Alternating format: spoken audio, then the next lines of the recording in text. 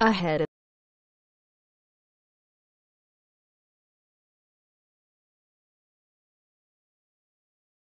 the 175th Manchester Derby, Ryan Giggs reflects on two memorable United victories against City on Gary Neville's soccer box.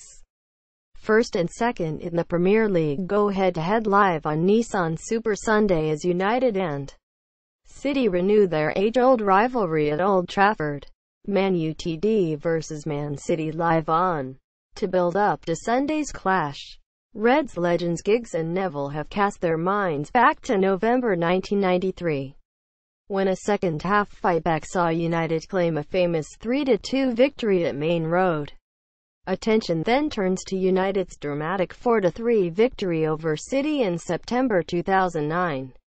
Famed for Michael Owen's late winner deep into stoppage time.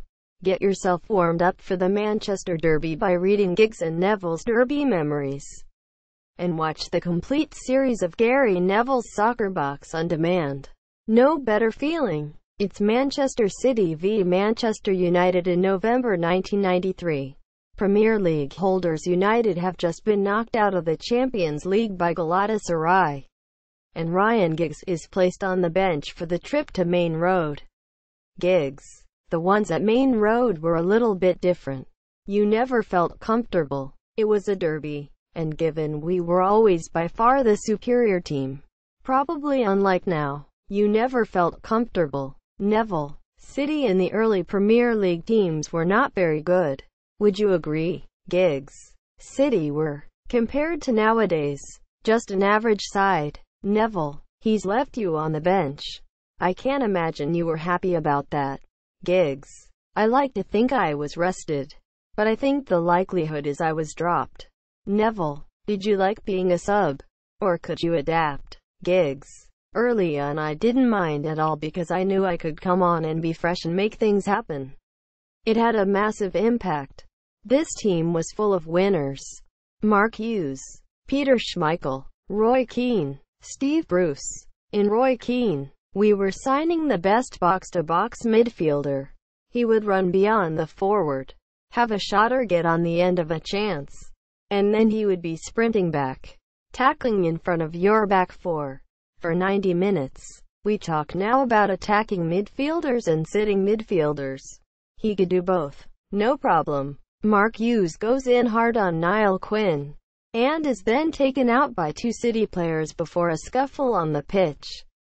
Giggs: that's what it was like. Can you imagine that nowadays? There would be yellows, sendings off. Neville: he was an animal. Sparky. Hughes: an absolute animal. Niall Quinn gives City a first-half lead with a header, and then doubles his tally before half-time with another header. 2-0. Giggs: we're all over the place. We need to get Giggs on. Neville: do you remember the half-time in this game? Giggs: well, we'd obviously just gone out of Europe at our first attempt. You're down in a Manchester derby, so you're just thinking the pressure is on. Sometimes that helps because you can just go out there and play. And with the players we had, it never felt like we were out of it. You'd rather be 2-0 up, but you knew that if you kept in at 2-0 and scored that next goal, you were back in it. Eric Cantona pulls one back for Man Utd after halftime. 2-1. Giggs: as soon as it goes through to Eric, you know he's not going to miss. No matter how big the stakes are, he's so cool and calm. Neville: he was a mythical figure at United. But what was his influence on you at United? Giggs: he made me play better. Without a shadow of a doubt. You didn't have to communicate with him. It was just sort of telepathic for me and him. When you play, you want to give the ball to players who you are confident will know what to do. And Eric was that player. Giggs is subbed on for United with 14 minutes to go. Giggs: I'm thinking just attack. As soon as I get the ball I'm going to attack. Create something. Make something happen. Run at them. At that point, I wasn't too fussed about being a sub. My mindset wasn't to sulk on the bench. It was to do something when I came on. Neville, would you say they were beaten at that moment? That they were gone? Giggs, you could sense from your own perspective that we were going to get back into this. With his first touch, Giggs play a fine ball across the face of goal for Cantona to tuck home. 2-2. Giggs, I was just so lucky to play in a team where you could just hit an area. Very rarely when I made a goal did I pick someone up. I was just picking an area for the quality that was in there. Neville, you're doing yourself a disservice there. Giggs, as an impact on the game it was massive. Now, it's game on. We felt the momentum had swung. Me personally, I was fresh. So give me the ball. They don't want the ball. The crowd had gone quiet. And with the players that we've got, we felt we were going to win this. With 4 minutes remaining, Roy Keane scores the winner at the far post. The turnaround is complete. 2-3. Neville, wow, one of the famous Derby goals. Full-time. Manchester City 2-3 Manchester United. Giggs, that's what our team was capable of it. Never beaten. Because of the characters we had in it. There is no better feeling. The very late show. In the 153rd Manchester Derby, City travelled to United on September 20, 2009. The year previously, City were taken over, and were finally competing financially with United. Carlos Tevez returned to Old Trafford for the first time following his move across the city. Giggs, we played with Carlos. He was a brilliant player. Defending from the front, his quality, his goals, him and Wayne Rooney up front were unbelievable. Neville, what were your thoughts on him leaving? I didn't take it too well really. I always thought it was an insult. A player asking to leave Manchester United, particularly to go to a club in our country. I had a bit of sympathy if it was a Real or a Barca. But to go to our rivals, a team trying to get to where we were, I didn't take it particularly well. Giggs, I liked Carlos. He was a good teammate. And obviously a good player. I'm slightly different, whereby I cannot understand any player leaving United. I just don't get it. So when it's your rivals, Liverpool, City, it just shouldn't happen. Especially if they're at the peak of their career and still young enough. No, it wasn't great. And I think there's a little bit that makes you try that little bit harder when you're playing against those players. Neville, every time we played City it just felt like they were getting nearer and nearer. Wayne Rooney gives United the lead. 1-0. Giggs, I remember Sir Alex just saying you need to score more goals, Wayne. Because he was an all-round player. Wayne always wanted to get on the ball, drop deep, go out wide, do everything. This was the stage of his career where he more or less stayed the width of the box. And he's always been a finisher. Ben Foster makes a mistake. Tevez capitalizes and feeds Gareth Barry to equalize.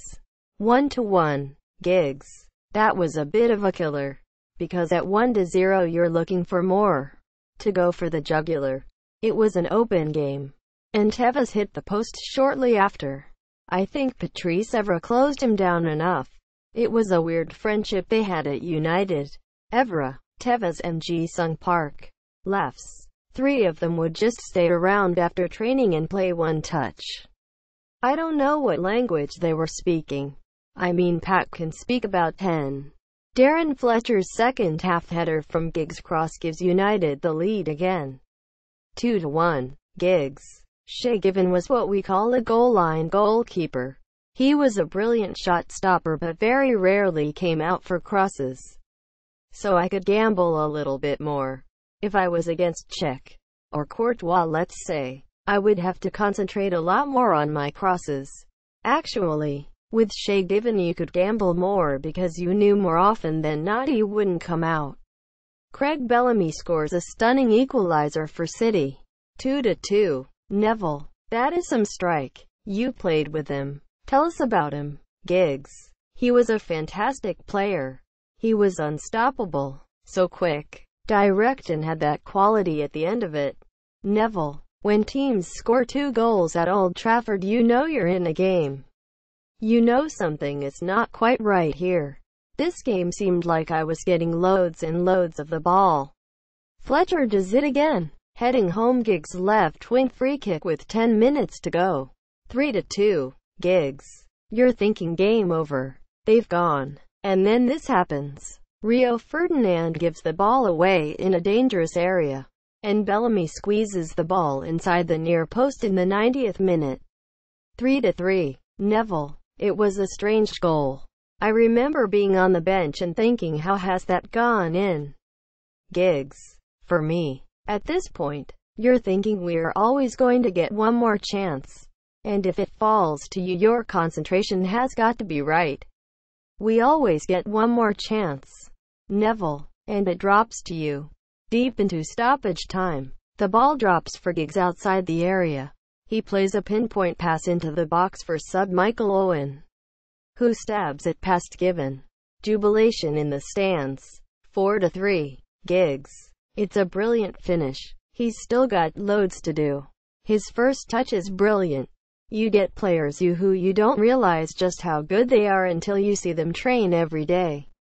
Michael at that time was no longer that rapid player who would run in behind, scoring loads and beating players.